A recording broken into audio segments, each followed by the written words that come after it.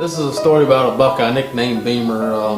He was a really unique deer. He had a crazy beam on one side, and that's why I decided to nickname him Beamer. But the story with my hunting season in 2015 started out with me deciding to build this garage, actually. And I knew it was going to put a huge damper on my hunting season, my bow season, which, you know, I absolutely love to bow hunt. And I figured, you know, if I could get the garage done by the end of October, I would be happy with that. I could hunt in November during the rut. So anyways, things leading up, right around Halloween, I started running trail cameras here at the house, wasn't seeing much.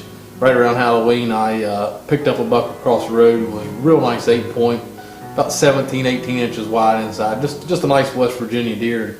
He got me pretty excited, and typically what I do here at the farm is I try to find one good buck to hunt, and he's the only deer that I hunt all season here at the house. And you know, if I happen to see another buck along the way or whatever that's worthy of taking, then I will. But I like the challenge of hunting one particular deer. I think it's pretty neat. Anyways, I had vacation coming up the second week in November, and on Wednesday of the first week in November, I decided to put out a trail camera at another spot just to try it. But Friday evening, I wanted to hunt where I was getting pictures of the nice 8-point.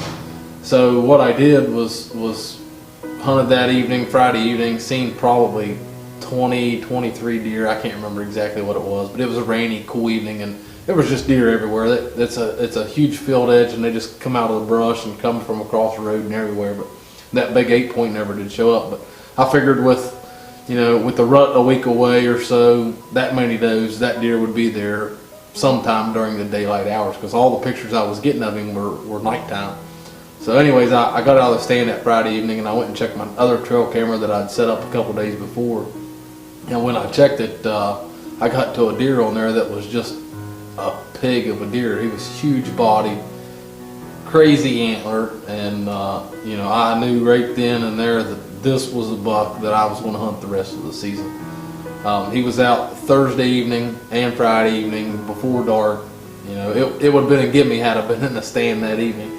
So anyways, I decided Saturday evening I'm hunting that stand, and it doesn't matter what happens, I'll be in that stand. So got in there a couple hours before dark, worked on the garage what I could that day, but got in there in the stand and seen several does that evening. I think I seen a small buck and one real nice buck, but it wasn't Beamer, the deer that I was looking for. And it's kind of bummed that he was out for 2 evenings in a row and then gone, so I kind of figured maybe he had a hot doe in there, and he was with her for those 2 days, and then he just disappeared and went elsewhere. But got up Monday morning, checked my camera, and Sunday evening Beamer was out again before dark.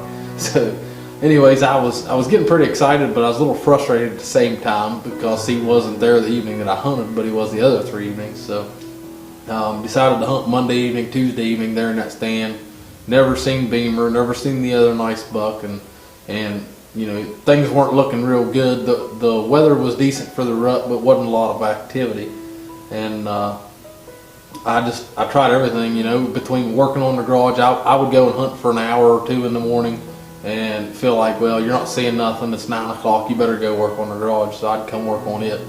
And Friday evening I decided, you know, it was Friday the 13th, and 13 used to be my racing numbers. I always say that's my lucky number. But it was Friday the 13th there, and I went over, got in the stand bright and early, just a calm, crisp, beautiful morning.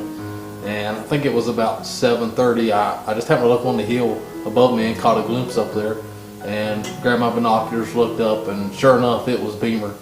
And man, was I excited. As soon as I seen him, I grabbed my phone out and I'm texting my wife, you know, I said, Beamer's on the hill above me. And she never wrote me back or anything, and I sat there and I grunted and I bleated with the can, and I tried everything, and he wouldn't look at me. He had a doe with him, and he'd chase her around a little bit, and then he'd just stand there and look at me, and then he would, you know, rake his head on the trees and all that. But it was like an eternity. It had to have been 5 or 10 minutes, and you know, what really stunk was this was the perfect time to have gotten great video, and last year I decided not to film at all that year, and I blew it. So I really don't have any video other than just one little cell phone video of the deer.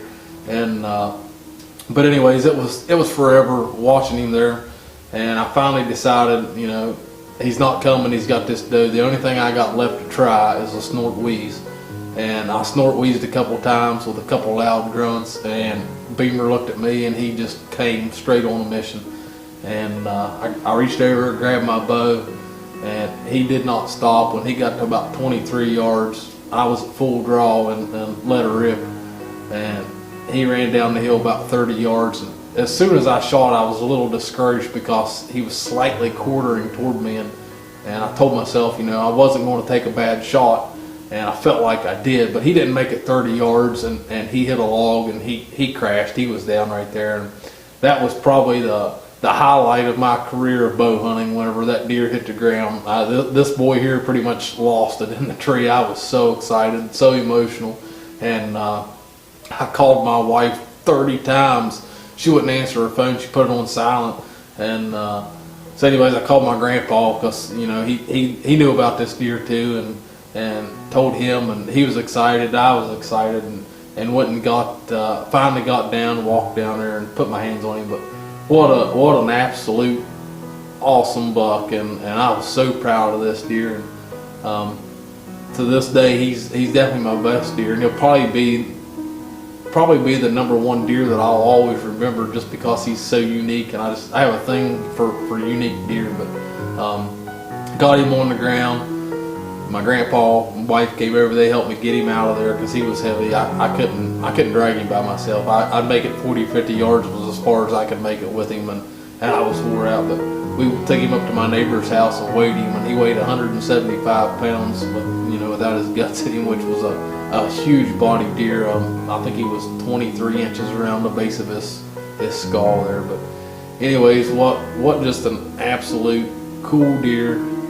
When I was cleaning him here in the garage, I actually found a bullet lodged in his right tenderloin just above his hand there, and I guess that bullet had probably been what caused his deformity on that one side. But yeah, just a cool deer, and I hope to get bigger one day, but Beamer will definitely always be in my mind, that's for sure.